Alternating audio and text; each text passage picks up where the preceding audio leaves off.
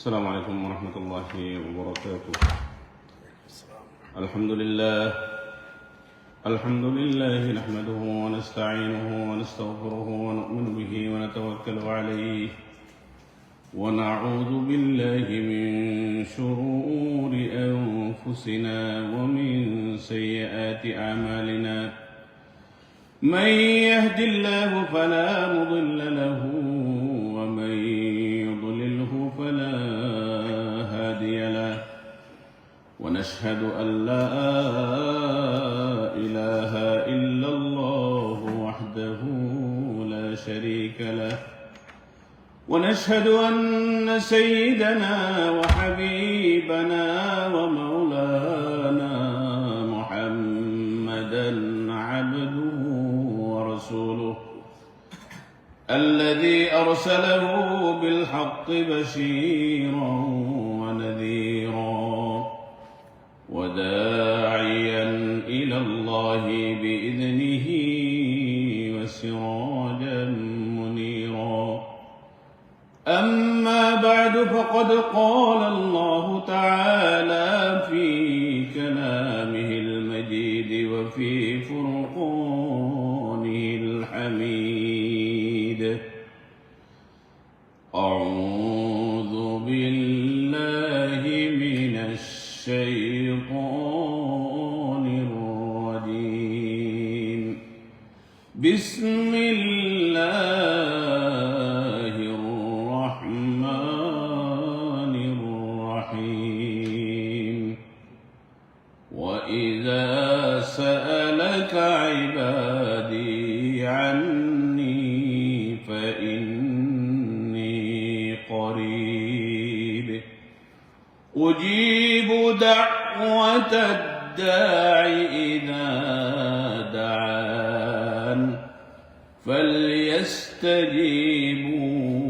لي وليؤمنوا بي لعلهم يرشدون. وقال رسول الله صلى الله عليه وسلم: الدعاء مخ العبادة. صلى الله على سيدنا ومولانا محمد وعلى آله وأصحابه وسلم. رجل شر محبة الشر صلى الله على سيدنا ومولانا محمد وعلى آله وأصحابه وسلم. أستغفر الله إن الله غفور رحيم. أستغفر الله الذي لا إله إلا هو الحي القيوم وأتوب إليه. ولا حول ولا قوة إلا بالله العلي العظيم. لا إله إلا الله محمد رسول الله صلى الله عليه وسلم. আলহামদুলিল্লাহ, আমরা আল্লাহ পাক রব্বুল আলামিনের দরবারে লক্ষ কোটি শুকরিয়া, সুজুদ, কৃতজ্ঞতা জানাই যে মহান রব্বুল আলামিন আমাদেরকে মানুষ হিসাবে সৃষ্টি করে রাহমাতুল লিল আলামিন সাইয়্যিদুল মুরসালিন জনাব মুহাম্মদুর রাসূলুল্লাহ সাল্লাল্লাহু আলাইহি ওয়াসাল্লামের উম্মত হিসাবে এই দুনিয়াতে আল্লাহ পাক রব্বুল আলামিন পাঠিয়েছেন। সেজন্য মুনিবের দরবারে আমরা শুকরগুজার হই, সবাই পড়ি আলহামদুলিল্লাহ। আমরা যদি সারা জীবন আল্লাহ পাক রব্বুল আলামিনের সিজদায় পড়ে শুকরিয়া আদায় করি, তাহলে একটা নিয়ামতের শুকরিয়া আমরা শেষ করতে পারবো না। যেভাবে আল্লাহ পাক রব্বুল আলামিন বলতেছেন: ফাবিআই আলাই রাব্বিকুমা তুকাযযিবান। আল্লাহ বলতেছেন সূরাতুর রহমানের মধ্যে, আমার কোন নিয়ামতকে তোমরা করিতে পারিবে অস্বীকার। এই যে আমাদের মুখের শ্বাস প্রশ্বাস বাহির হইতেছে, যে শ্বাস প্রশ্বাস না থাকলে আমাদের শরীর, আমরা মৃত্যু, ডেড বডি হয়ে যাব, মৃত্যুবরণ করব। এই শ্বাসটা যে বাহির হবে আল্লাহর হুকুমে, আবার যদি আল্লাহ পাক রব্বুল আলামিন দয়া করে আবার এই শ্বাসটা ফিরত না নেয়া দেওয়ার শক্তি দেন, তাহলে আমরা কিন্তু সাথে সাথে মারা যাব। এই যে আমরা পৃথিবীতে পানি আমরা বুক করতেছি, এই যে হাওয়া বাতাস, আমরা যে হাওয়া বাতাস না হলে আমরা বাঁচতে পারবো না।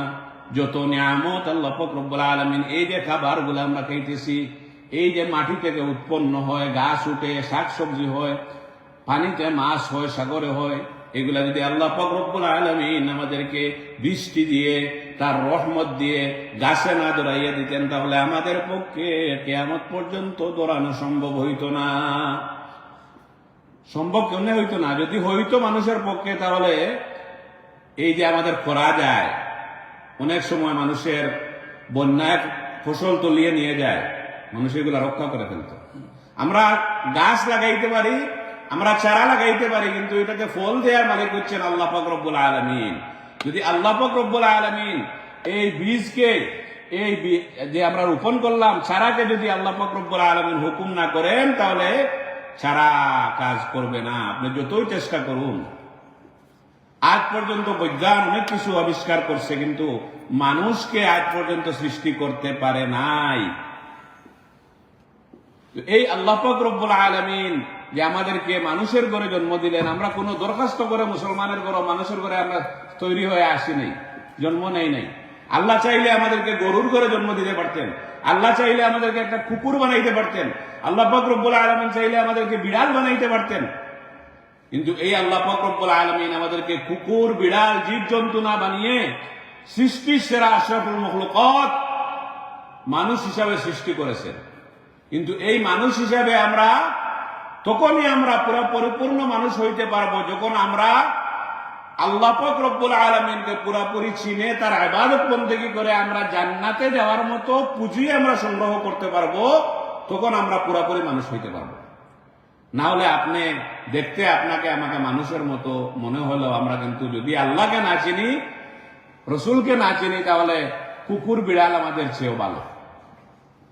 এ ব্যাপারে আল্লাহ পাক রব্বুল আলামিন বলতেছেন যে লাহুম কুলুবুল লা ইয়াফকাহুনা বিহা ওয়া লাহুম আ'য়ুনুল লা ইউবসিরুনা বিহা ওয়া লাহুম আযানুল লা ইয়াসমাউনা বিহা উলাইকা কাল আন'আমি বাল হুম আদাল উলাইকা হুমুল গাফিলুন।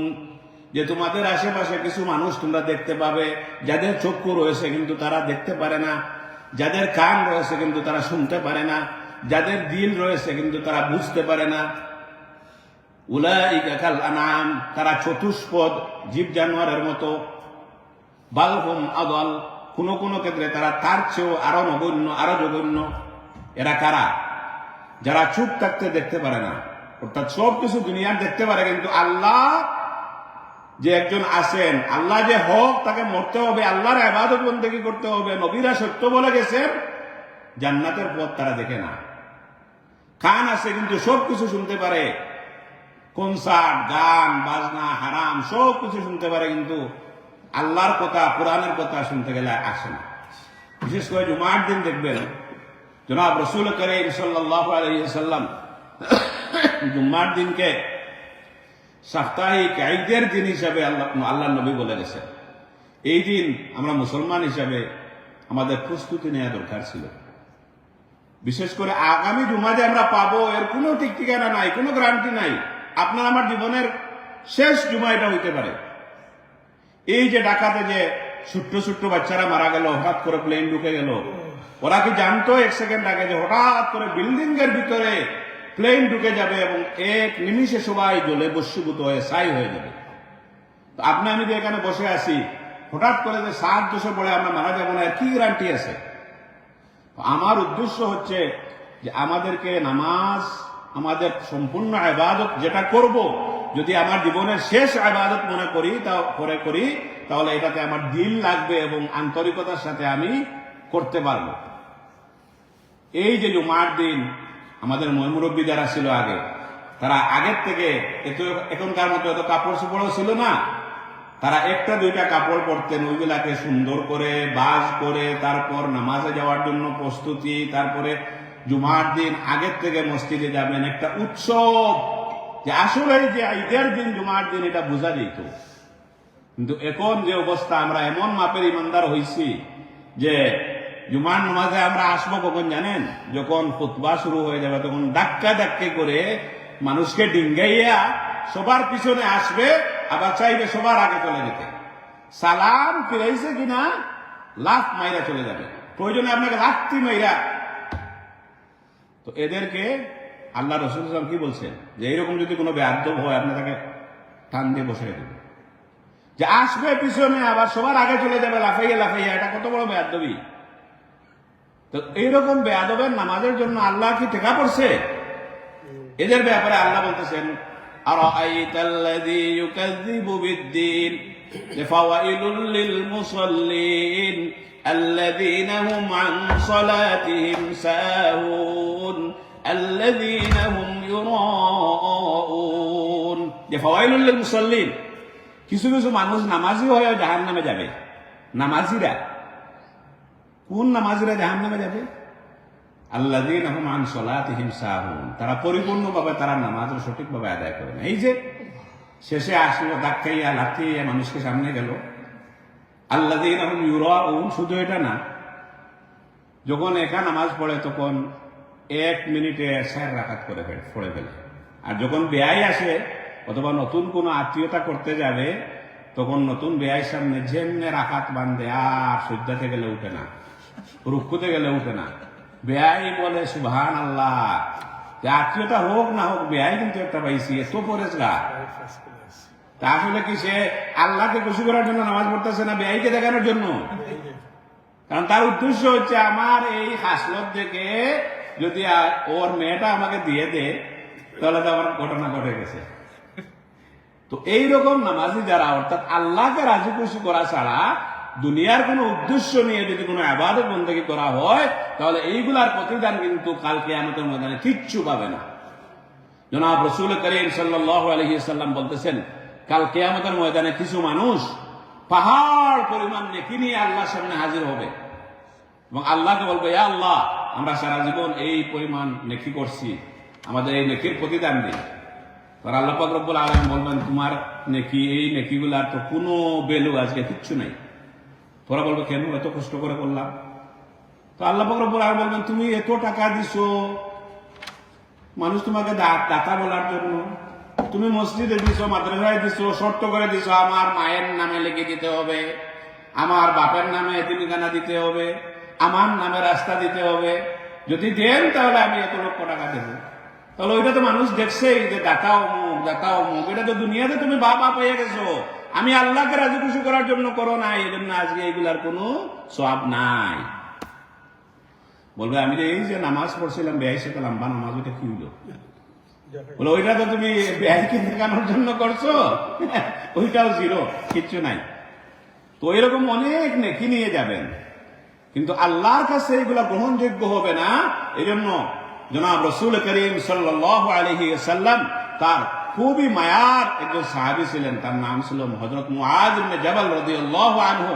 মুআয ইবনে জাবাল রাদিয়াল্লাহু আনহুকে জনাব রাসূল করিম সাল্লাল্লাহু আলাইহি ওয়াসাল্লাম বলতেছেন, ইয়া মুআয আখলিস দীনাকা ইয়াকফিকা আমালুল কলিল, যে হে মুআয, তুমি সম্পূর্ণ মন লাগাইয়া নিয়ত ঠিক করে সহি করে সামান্য ইবাদত করো। যদি সামান্য করো, কিন্তু এই সামান্য যদি দিল লাগাইয়া আল্লাহকে রাজি খুশি করার জন্য করো, তাহলে তুমি আর জন্য নাজাতের জন্য এই সামান্য ইবাদতই যথেষ্ট হয়ে যাবে।